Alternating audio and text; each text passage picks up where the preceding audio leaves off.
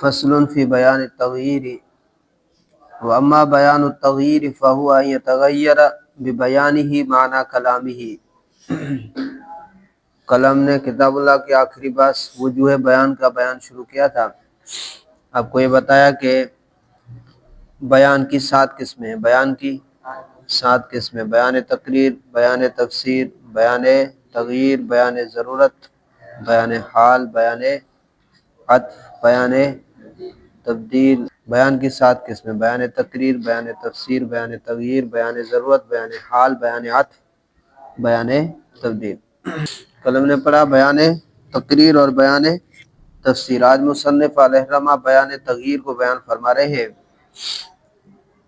بیان تغییر کسے کہتے ہیں؟ وَأَمَّا بَيَانُ التَّغْيِيرِ فَهُوَ أَن يَتَغَيَّرَ بِبَيَانِهِ مَعْنَى كَلَامِهِ۔ اور باقی بیان تغییر تو وہ یہ ہے أَن يَتَغَيَّرَ بِبَيَانِهِ کہ متکلم تبدیل کر دے بِبَيَانِهِ اپنے بیان کے ساتھ، معنی کلامہ اپنے کلام کے معنی کو، یعنی متکلم کے بیان کے ساتھ اس کے کلام کا معنی تبدیل ہو جائے کہ تبدیل ہو جائے متکلم کے بیان کی وجہ سے، معنی کلامہ ہی اس کے کلام کا معنی، یعنی بیان تغییر وہ بیان ہے جس کی وجہ سے کلام کا معنی تبدیل ہو جائے، تو اسے کیا کہتے ہیں؟ بیان تغییر کہتے ہیں، اسے بیان تغییر کہتے ہیں۔ وَنَظِيرُهُ التَّعْلِيقُ وَالِاسْتِثْنَاءُ، اور بیان تغییر کی مثال تعلیق اور استثناء ہے۔ تعلیق یعنی معلق کرنا، اور استثناء تعلیق جیسے کسی خاوند نے اپنی بیوی سے کہا انت طالق ان دخلت الدار، انت طالق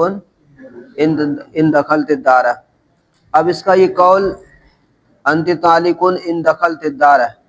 اس کا یہ قول ہے ان دخلت الدار، یہ تعلیق ہے۔ یہ کیا ہے؟ تعلیق ہے، جس نے کلام کے معنی کو تبدیل کر دیا، اس لیے کہ اس کا قول انت طالق یہ فی الحال طلاق واقع کا تقاضا کر رہا تھا کہ طلاق فی الحال فوراً واقع ہو جائے، لیکن اس کے قول ان دخلت الدار نہ، اس کے قول انت طالق کو کے معنی کو ظاہری معنی سے دوسرے معنی کی طرف تبدیل کر دیا۔ اب جو ہے طلاق فوراً واقع نہیں ہوگی بلکہ دخول دار پر معلق ہوگی۔ تو اس کا یہ کہنا انت طالق یہ تقاضا کر رہا تھا کہ طلاق فوراً واقع ہو جائے، لیکن ان دخلت الدار نے اس کو معلق کر دیا دخول دار پر، تو اب طلاق واقع نہیں ہوگی۔ جب دخول دار پایا جائے گا تو طلاق واقع ہو جائے گی۔ استثناء کی مثال جیسے کوئی شخص کہتا ہے لفلان علی الف کہ فلاں کے مجھ پر 1000 ہے، تو اب اس کا یہ کہنا لفلان علی الف کہ فلاں کے مجھ پر 1000 ہے، یہ تقاضا کرتا ہے کہ اقرار کرنے والے پر فوراً 1000 لازم ہو جائیں، لیکن آگے وہ کہتا ہے الا میاتن، الا میاتن مگر 100۔ اب اس کلام نے اس پہلے والے کلام کے معنی کو تبدیل کر دیا۔ پہلے تو اقرار کرنے والے پر پورے 1000 روپے کیا ہو رہے تھے؟ لازم ہو رہے تھے، لیکن الا میاتن نے اس کے ظاہری معنی کو تبدیل کر دیا۔ اب اس پر 1000 روپے لازم نہیں ہوں گے بلکہ 900 روپے لازم ہوں گے۔ کتنے؟ 900 روپے۔ تو یہ ہے استثناء۔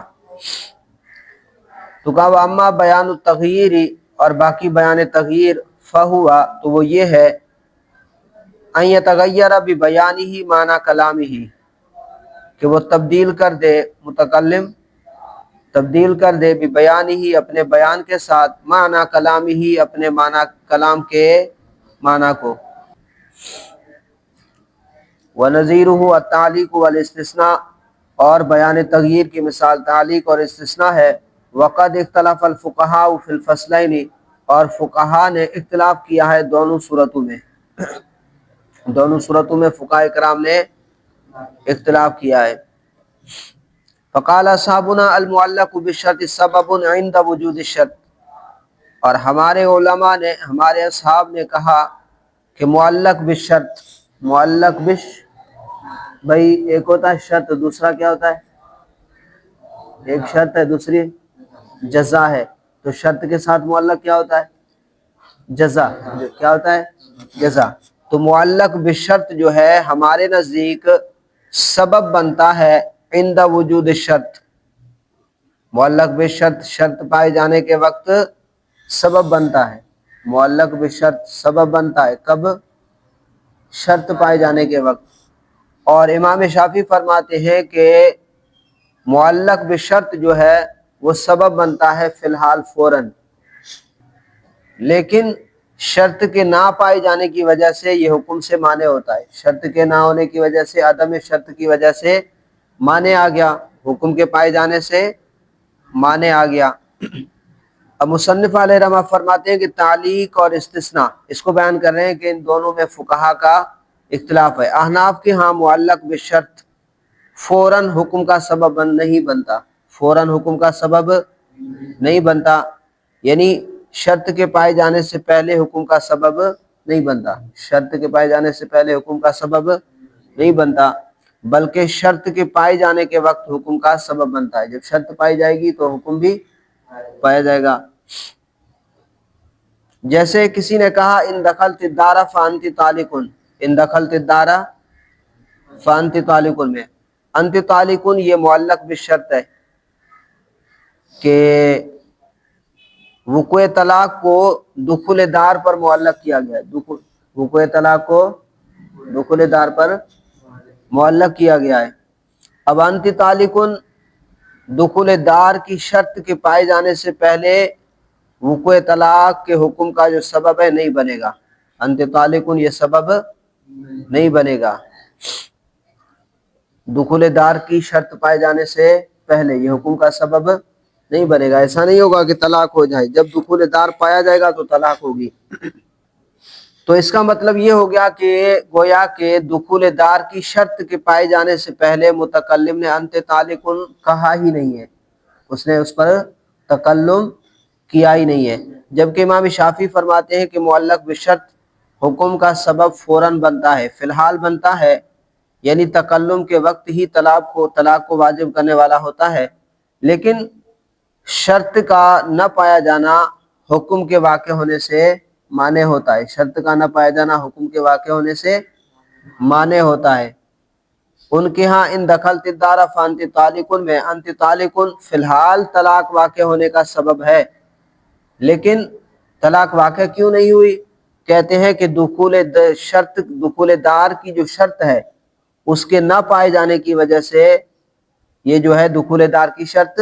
نہیں پائی گئی، یہ مانع ہے طلاق کے واقع ہونے سے، طلاق کے واقع ہونے سے یہ مانع ہے۔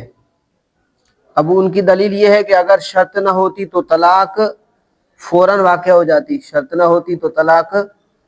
فوراً واقع ہو جاتی، لیکن تعلیق نے وقوع حکم کو روک دیا ہے، طلاق کو روک دیا ہے، اور وقوع حکم کو وجود شرط تک مؤخر کر دیا ہے، طلاق کو وجود شرط تک کیا کر دیا ہے؟ مؤخر کر دیا ہے، لہذا حکم کا واقع نہ ہونا عدم شرط کی طرح منسوب ہوگا۔ تو اب ان کے نزدیک جو ہے، ہمارے نزدیک تعلیق معلق بشرط یہ سبب بنتا ہے کب؟ عند وجود شرط، شرط کے پائے جانے کے وقت۔ اور امام شافعی علیہ رحمہ کے نزدیک معلق بشرط سبب بنتا ہے فوراً، لیکن پھر جو ہے عدم شرط جو ہے شرط کے نہ ہونے کی وجہ سے، شرط کے نہ پائے جانے کی وجہ سے یہ حکم سے کیا ہوتا ہے؟ مانع ہوتا ہے، حکم سے مانع ہوتا ہے۔ وقد اختلف الفقہاء فی الفصلین، اور فقہا نے ان دونوں صورتوں میں اختلاف کیا ہے۔ فقال اصحابنا، بس ہمارے فقہا نے فرمایا المعلق بالشرط، کہ معلق بالشرط سبب یہ سبب بنتا ہے عند وجود الشرط، شرط کے پائے جانے کے وقت، شرط جب پائی جائے گی تو معلق بالشرط کا حکم ثابت ہو جائے گا، تو وہ سبب بنے گا۔ معلق بالشرط سبب بنتا ہے عند وجود الشرط، شرط کے پائے جانے کے وقت، لا قبلہ نہ کہ اس سے پہلے، نہ کہ شرط کے پائے جانے سے پہلے۔ وقال الشافعی رحمہ اللہ، اور امام شافعی علیہ الرحمہ فرماتے ہیں التعلیق سبب فی الحال، کہ معلق بالشرط تعلیق فوراً سبب بنتا ہے، سبب بنتا ہے فی الحال یعنی فوراً۔ الا ان عدم الشرط مانع من حکمہ، مگر یہ کہ عدم شرط، شرط کا نہ ہونا، شرط کا نہ ہونا وہ کیا ہے؟ دخول دار جی، شرط کا نہ ہونا مانع، یہ مانع ہے من حکمہ، اس کے حکم سے، لیکن شرط کا نہ پایا جانا حکم سے مانع ہو جاتا ہے۔ خلافی تظہر فیما اذا قال لاجنبیۃ ان تزوجتک ان تزوجتک فانت طالق۔ اب یہاں سے یہ بیان کر رہے ہیں کہ اختلاف کا ثمرہ، اختلاف کا جو فائدہ ہے وہ کب ظاہر ہوگا؟ جب کسی شخص نے اجنبیہ سے کہا کہ اگر میں تجھ سے شادی کروں، نکاح کروں، فانت طالق، تو تجھے طلاق ہے۔ یا غیر کے غلام سے، دوسرے کے غلام سے کوئی شخص یہ کہتا ہے کہ ان ملکتک فانت حر، اگر میں تیرا مالک ہوا، فانت حر، تو تو آزاد ہے۔ اب احناف اور شواق کے درمیان اختلاف، ان دونوں مثالیں میں غور کریں۔ اگر کوئی شخص کہے اجنبیہ سے ان تزوجتک، اگر میں نے تجھ سے نکاح کیا، شادی کی، فانت طالق، تو تو طلاق والی ہے، تجھے طلاق ہے۔ یا غیر سے غلام سے کہتا ہے ان ملکتک فانت حر، کہ اگر میں تیرا مالک ہوا تو تو آزاد ہے۔ تو ہمارے ہاں دونوں تعلیقیں درست ہیں، دونوں تعلیقیں درست ہیں۔ جب وہ اس اجنبیہ سے نکاح کرے گا تو اسے طلاق واقع ہو جائے گی، اور جب غیر کے غلام کا وہ مالک بنے گا تو وہ کیا ہو جائے گا؟ آزاد ہو جائے گا۔ جبکہ امام شافعی کے ہاں یہ دونوں تعلیقیں باطل ہیں، یہ دونوں تعلیقیں باطل ہیں، لہذا وہ اجنبیہ سے نکاح کرے گا تو اسے طلاق نہیں ہوگی، اور اگر غیر کے غلام کا وہ مالک بن بھی گیا تو وہ غلام آزاد نہیں ہوگا۔ وفائدۃ الخلاف تظہر فیما اذا قال لاجنبیۃ، اور اختلاف کا فائدہ، اختلاف کا ثمرہ، تظہر وہ ظاہر ہوگا، فیما اس میں، اس صورت میں، اذا قال لاجنبیۃ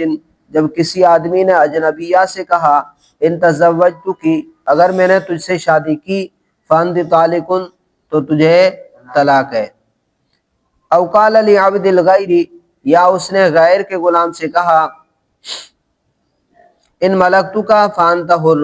اگر میں تیرا مالک ہوا تو تو آزاد ہے۔ یکون التعلیق باطلا عندہ، تو تعلیق جو ہے باطل ہوگی عندہ امام شافعی علیہ الرحمہ کے نزدیک، لأن حکم التعلیق، اس لیے کہ تعلیق کا حکم انعقاد صدر الکلام علتا، وہ صدر کلام کا منعقد ہونا ہے بطور علت ہو کر، بطور علت ہو کر۔ والطلاق والعتاق ہا ہنا لم ینعقد علتا، اور طلاق اور عتاق یہاں پر یہ دونوں منعقد نہیں ہوتے بطور علت کے۔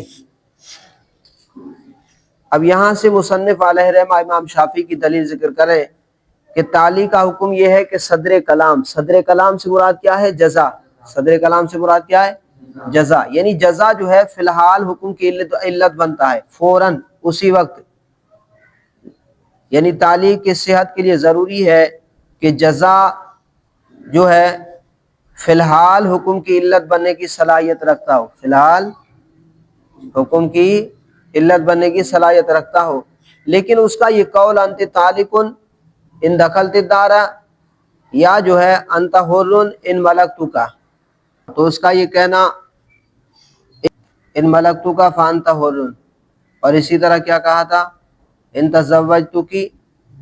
فانت طالق، تو اس کا یہ قول انت طالق اور انت حر فی الحال حکم کی علت نہیں بن سکتے، اس لیے کہ اس نے طلاق اور حریت کو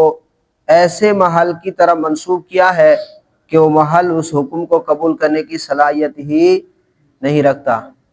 اس لیے کہ عورت اجنبیہ ہے، اجنبیہ عورت میں مل کے نکاح نہیں ہے،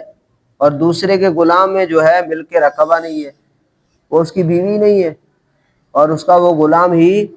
نہیں ہے، لہذا تعلیق باطل ہے اور کلام لغو ہو جائے گا۔ لہذا اگر وہ شخص اس عورت سے نکاح کرے گا تو اس کو طلاق نہیں ہوگی، اور جب وہ اس غلام کا مالک ہوگا تو غلام آزاد بھی نہیں ہوگا، جبکہ ہمارے ہاں صدر کلام یعنی جزا جو ہے فی الحال حکم کی علت نہیں بنتا، بلکہ شرط کے پائے جانے کے وقت حکم کا سبب بنتا ہے۔ تو جب وہ شرط پائی جائے گی، یعنی اجنبی عورت سے نکاح کرے گا یا اجنبی غلام کا مالک بن جائے گا، تو اس وقت اس کا قول انت طالقون اور انت حر یہ وقوع طلاق اور اثبات حریت کا سبب بنے گا، اور اس وقت ان کا سبب بننا بھی درست ہے، اس لیے کہ اس وقت وہ انت طالقون اور انت حر اپنے محل کی طرف منسوب ہے، اپنے محل کی طرف منسوب ہے، لہذا اس وقت عورت میں مل کے نکاح اور غلام میں مل کے رقبہ ثابت ہو چکی ہے،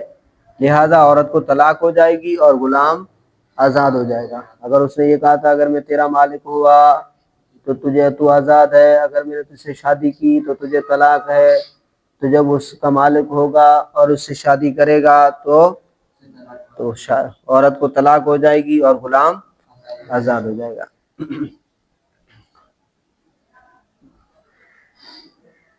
او قال لعبد الغیر، یا دوسرے کے غلام سے کہا ان ملکتک فانت حر، یعنی اگر میں تیرا مالک ہوا تو آزاد ہے، یکون تعلیق باطلا عنده، تو امام شافعی علیہ الرحمہ کے نزدیک تعلیق باطل ہوگی، لأن حکم تعلیق انعقاد صدر الکلام علتا، اس لیے کہ تعلیق کا حکم انعقاد صدر الکلام علتا، یہ صدر کلام یعنی جزا کا، صدر کلام سے مراد کیا ہے؟ جزا۔ تعلیق کا حکم یہ ہے کہ صدر کلام کا منعقد ہونا علتاً بطور علت ہو کر، والطلاق والعتاق ہا ہنا، اور یہاں پر طلاق اور عتاق لم ینعقد، یہ منعقد نہیں ہوئے علتاً بطور علت ہو کر، لعدم اضافتی الی المحل، اس لیے کہ اضافت نہیں ہے، اضافت نہیں ہے الی المحل، اپنے محل کی طرف، بھئی وہ اس کی بیوی نہیں ہے اور وہ اس کا غلام کا مالک بھی نہیں ہے، لہذا ہر ایک کی اضافت اپنے محل کی طرف نہیں ہے۔ فبطل حکم التعلیق، تو تعلیق کا حکم باطل ہو جائے گا،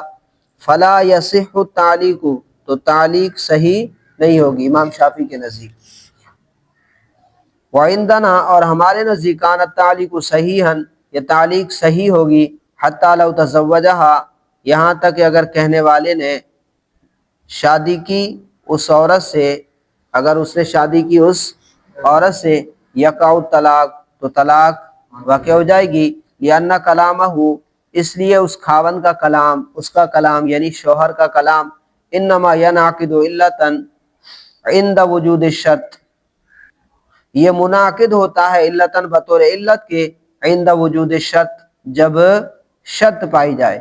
تو خاوند کا کلام شرط پائے جانے کے وقت ہی علت بن کر منعقد ہوتا ہے، منعقد ہوتا ہے علت ہو کر، عند وجود الشرط، شرط کے پائے جانے کے وقت۔ والملک ثابت عند وجود الشرط، اور ملک شرط پائے جانے کے وقت ثابت ہے، اور ملک ثابت ہے عند وجود الشرط، شرط پائے جانے کے وقت، فیصح التعلیق، اس لیے تعلیق صحیح ہوگی۔ تو ہمارے نزدیک معلق بالشرط یہ سبب بنتا ہے شرط پائے جانے کے وقت، اور امام شافعی علیہ الرحمہ کے ہاں معلق بالشرط سبب بنتا ہے فوراً، لیکن پھر شرط کے نہ پائے جانے کی وجہ سے وہ مانع ہو جاتا ہے، عدم شرط یہ مانع ہو جاتا ہے حکم سے۔ وَلِهَذَا الْمَعْنَى قُلْنَا، اور اسی معنی کی وجہ سے، اسی علت کی بنا پر، یعنی تعلیق بالشرط، معلق بالشرط شرط کے پائے جانے کے وقت سبب بنتا ہے، نہ کہ شرط کے پائے جانے سے پہلے، اسی علت کی بنا پر کہ جب شرط پائی جائے گی تو معلق بالشرط بھی سبب بنتا ہے، جب شرط پائی جائے گی تو معلق بالشرط بھی سبب بنتا ہے، اس سے پہلے نہیں، شرط نہیں پائی جائے گی تو معلق بالشرط بھی نہیں پایا جائے گا۔ اسی علت کی بنا پر شرط صحت التعلیق للوقوع فی صورت عدم الملک، تعلیق وقوع کے لیے تعلیق کے صحیح ہونے کی شرط، وقوع کے لیے تعلیق کے صحیح ہونے کی شرط، فی صورت عدم الملک، ملک کے نہ ہونے کی صورت میں، ملک کے نہ ہونے کی صورت میں وقوع کے لیے تعلیق کے صحیح ہونے کی شرط یہ ہے کہ یکون مضافا الی الملک او الی سبب الملک، کہ تعلیق جو ہے ملک یا سبب ملک کی طرف منسوب ہو، ملک یا سبب ملک کی طرف منسوب ہو۔ اب یہاں پر دیکھیں ہمارے نزدیک معلق بشرط، شرط کے پائے جانے سے پہلے حکم کے لیے سبب اور علت نہیں بنتا، بلکہ شرط کے پائے جانے کے وقت حکم کی علت اور سبب بنتا ہے۔ تو اسی اصول پر ہمارے فقہا فرماتے ہیں کہ عدم ملک کی صورت میں، یعنی جب اس میں ملک نہ ہو، اس میں ملک نہ ہو، تو تعلیق کی صحت کی شرط یہ ہے کہ وہ تعلیق مضاف ہو ملک کی طرف یا سبب ملک کی طرف۔ جیسے کوئی شخص اجنبی غلام سے یوں کہے ان ملکتک فانت حر، اگر میں تیرا مالک ہوا تو تو آزاد ہے، تو یہ تعلیق درست ہے، اس لیے کہ عدم ملک کی حالت میں تعلیق کو ملک کی طرف مضاف کیا ہے، اور ملکیت سبب بنتی ہے کس کا؟ آزادی کا۔ ملکیت یہ سبب ہے، تو یہاں پر اس نے سبب کی طرف اضافت کی ہے۔ اسی طرح اگر کوئی شخص اجنبی غلام سے کہتا ہے ان اشتریتک فانت حر، اگر میں نے تجھے خریدا تو تو آزاد ہے، تو یہ تعلیق بھی درست ہے، کیونکہ اس نے عدم ملک کی حالت میں تعلیق کو سبب ملک کی طرف مضاف کیا ہے۔ کس کی طرف کیا ہے؟ سبب کی، کہ اگر میں نے تجھے خریدا تو یہ خریدنا سبب بنتا ہے ملک کا، خریدنا سبب بنتا ہے ملک کا، اور ملکیت یہ سبب ہے، ٹھیک ہے، آزادی کا سبب ہے۔ مالک ہوگا تو آزاد کرے گا نا، تو پہلے کے اندر ملکیت کی طرف اضافت کی ہے،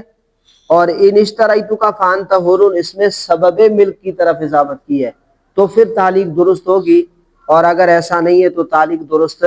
نہیں ہوگی۔ وَلِهَذَا الْمَعْنَى، اور اسی علت کی بنا پر، اسی معنی کی وجہ سے قلنا ہم نے کہا شرط صحت التعلیق للوقوع، وقوع کے لیے تعلیق کے صحیح ہونے کی شرط، واقع ہونے کے لیے تعلیق کے صحیح ہونے کی شرط فی صورت عدم الملک، ملک کے نہ ہونے کی صورت میں ان یکون مضافا الی الملک او الی سبب الملک، کہ اس کی شرط یہ ہے کہ وہ مضاف ہو، تعلیق کیا ہو؟ مضاف ہو ملک یا سبب ملک کی طرف۔ حتی لو قال لاجنبیۃ، یہاں تک کہ اگر کسی شخص نے اجنبی عورت سے کہا ان دخلت الدار فانت طالق، اگر تو گھر میں داخل ہوئی تو تجھے طلاق ہے، ثم تزوجها، پھر اس عورت سے شادی کر لی، ووجد الشرط، شرط تو پائی گئی، دخول دار تو پایا گیا، دخول دار تو پایا گیا، لا یقع الطلاق، تو طلاق واقع نہیں ہوگی، کیونکہ ان دخلت الدار، یہاں پر جو ہے معلق بشرط جو ہے، نہ تو اس نے اس کی ملک کی طرف اضافت کی ہے، نہ ہی سبب ملک کی طرف اضافت کی ہے، تو یہ تعلیق ہمارے نزدیک باطل ہے، اس لیے کہ اس نے عدم ملک کی حالت میں طلاق کو دخول دار پر معلق کیا ہے، اور دخول دار نہ تو ملک ہے اور نہ ہی سبب ملک ہے، لہذا اگر اس نے اسی اجنبی عورت سے نکاح کیا، پھر وہ عورت اس گھر میں داخل ہوئی، تو دخول دار کی شرط تو پائی گئی، تو لیکن طلاق واقع نہیں ہوگی، کیونکہ وہ تعلیق سرے سے ہی باطل تھی۔ ہاں اگر وہ اجنبی عورت سے یوں کہتا ان نکحتک، اگر میں نے تجھ سے نکاح کیا، ان نکحتک، اگر میں تجھ سے نکاح کروں، فانت طالق، تو تجھے طلاق ہے۔ اب یہاں پر کیونکہ نکاح جو ہے یہ سبب بنتا ہے ملک کا، نکاح جو ہے یہ سبب بنتا ہے ملک کا، تو اس کی طرف اضافت کی ہے، تو لہذا اب اگر اس نے اسے نکاح کیا تو طلاق واقع ہو جائے گی۔ ثم تزوجها، پھر اس عورت سے شادی کی، ووجد الشرط، اور دخول دار کی شرط پائی گئی، لا یقع طلاق، طلاق واقع نہیں ہوگی، وکذالک، اور اسی طرح طول الحرۃ یمنع جواز نکاح الامۃ عندہ، اور اسی طرح آزاد عورت کے ساتھ نکاح کرنے کی قدرت، یمنع، یہ مانع ہوتی ہے، رکاوٹ، یمنع رکاوٹ بنتی ہے، جواز نکاح الامۃ، باندی سے نکاح کے جواز سے۔ قول الحرتی یمنع جواز نکاح الامۃ عندہ، امام شافعی علیہ الرحمہ کے نزدیک۔ اب امام شافعی قرآن مجید کی آیت دلیل دیتے ہیں کہ وَمَن لَّمْ يَسْتَطِعْ مِنكُمْ طَوْلًا أَن يَنكِحَ الْمُحْصَنَاتِ الْمُؤْمِنَاتِ فَمِمَّا مَلَكَتْ أَيْمَانُكُم مِّن فَتَيَاتِكُمُ الْمُؤْمِنَاتِ، کہ تم میں سے جو آدمی آزاد مسلمان عورت سے نکاح کرنے کی طاقت نہ رکھتا ہو، جو طاقت نہ رکھتا ہو تم میں سے، طول مانے قدرت، کہ وہ نکاح کرے مسلمان عورت سے، فَمِمَّا مَلَكَتْ أَيْمَانُكُم مِّن فَتَيَاتِكُمُ الْمُؤْمِنَاتِ، تو پھر ان مسلمان باندیوں سے نکاح کرے جن کے تمہارے دائیں ہاتھ مالک ہیں۔ وہ کیا کرے؟ نکاح کرے کن سے؟ ان مسلمان باندیوں سے جن کے تمہارے دائیں ہاتھ مالک ہیں۔ اب اس آیت میں باندی کے ساتھ نکاح کے جواز کو معلق کیا گیا ہے جی آزاد عورت سے نکاح کی طاقت نہ ہونے پر، آزاد عورت کے ساتھ نکاح کی طاقت نہ ہونے پر، لہذا اب جس کے پاس آزاد عورت سے نکاح کرنے کی طاقت ہے تو اس کے لیے مسلمان باندی سے نکاح کرنا جائز نہیں ہے، کیونکہ اس صورت میں آزاد عورت کے ساتھ نکاح کرنے کی شرط نہیں پائی گئی، اور امام شافعی کے ہاں عدم شرط یعنی شرط کا نہ پایا جانا یہ مانع حکم ہوتا ہے، یہ حکم سے مانع ہوتا ہے، اور انتفاع شرط انتفاع حکم کو مستلزم ہے، لازم ہے، لہذا ان کے نزدیک اگر کسی شخص کے پاس آزاد عورت کے ساتھ نکاح کرنے کی طاقت نہیں ہے تو اسے باندی سے وہ نکاح کر سکتا ہے، لیکن اگر وہ آزاد عورت کے ساتھ نکاح کرنے کی قدرت رکھتا ہے تو باندی سے نکاح کرنا جائز نہیں ہوگا۔ ہمارے نزدیک وجود شرط وجود حکم کو مستلزم ہوتا ہے، یعنی جب شرط پائی جائے گی تو حکم بھی ضرور پایا جائے گا، لیکن عدم شرط مانع حکم نہیں ہوتا، یعنی ایسا نہیں ہے کہ جب شرط نہ ہو تو حکم بھی نہ پایا جائے۔ عدم شرط عدم حکم کو مستلزم نہیں ہوتا بلکہ یہ ساقط عن الحکم ہوتا ہے، لہذا عین ممکن ہے کہ وہ کسی اور دلیل سے ثابت ہو، لہذا ہم کہتے ہیں کہ آزاد عورت کے ساتھ نکاح کی قدرت کے ہوتے ہوئے باندی سے نکاح کرنا جائز ہے۔ ہماری دلیل فَانكِحُوا مَا طَابَ لَكُم مِّنَ النِّسَاءِ مَثْنَىٰ وَثُلَاثَ وَرُبَاعَ کہ اس آیت میں عموم ہے، وَأُحِلَّ لَكُم مَّا وَرَاءَ ذَٰلِكُم کا عموم ہے، اس لیے ان آیات میں لکم کے اندر کم ضمیر عام ہے اور اس مرد کو شامل ہے جو آزاد عورت کی صلاحیت بھی رکھتا ہو یا نہ رکھتا ہو۔ اسی طرح فَانكِحُوا کا خطاب بھی عام ہے، اس میں وہ آدمی بھی داخل ہے جو آزاد عورت کے ساتھ نکاح کی قدرت رکھتا ہو یا نہ رکھتا ہو، بلکہ وہ بھی آدمی اس میں داخل ہے جو آزاد عورت سے نکاح کی قدرت رکھتا ہے، اور جو نہیں بھی رکھتا وہ بھی اس میں داخل ہے۔ تو ان آیات میں لفظ ما عام ہے جو ہر عورت کو شامل ہے، خواہ وہ آزاد ہو یا باندی ہو، لہذا ان آیات کے عموم سے معلوم ہوا کہ آزاد عورت کے ساتھ نکاح کی قدرت ہوتے ہوئے باندی سے نکاح کرنا جائز ہے۔ وَكَذَلِكَ طَوْلُ الْحُرَّةِ اور اسی طرح آزاد عورت کے ساتھ نکاح کی قدرت کا ہونا یمنع جواز نکاح الامۃ یہ مانع ہوتا ہے باندی سے نکاح کے جواز سے، عندہ امام شافعی کے نزدیک، لأن الکتاب اللہ کا نکاح الامۃ اس لیے کہ کتاب اللہ نے معلق کیا ہے باندی کے ساتھ باندی سے نکاح کو بعدم الطول قدرت نہ رکھنے پر، قدرت نہ رکھنے پر، آزاد عورت سے نکاح کرنے کی قدرت نہ رکھنے پر، فعند وجود الطول پس آزاد عورت سے نکاح کی قدرت کے وقت، آزاد عورت سے طول مانے قدرت کے وجود کے وقت، کانا شرط وعدمن شرط معدوم ہوگی، شرط معدوم ہوگی، وعدم الشرط مانع من الحکم اور شرط کا نہ ہونا، شرط کا نہ ہونا یہ حکم سے مانع ہوتا ہے، فلا یجوز اس لیے باندی سے نکاح کرنا جائز نہیں ہوگا اس شخص کے لیے جو آزاد عورت کے ساتھ نکاح کی قدرت رکھتا ہو۔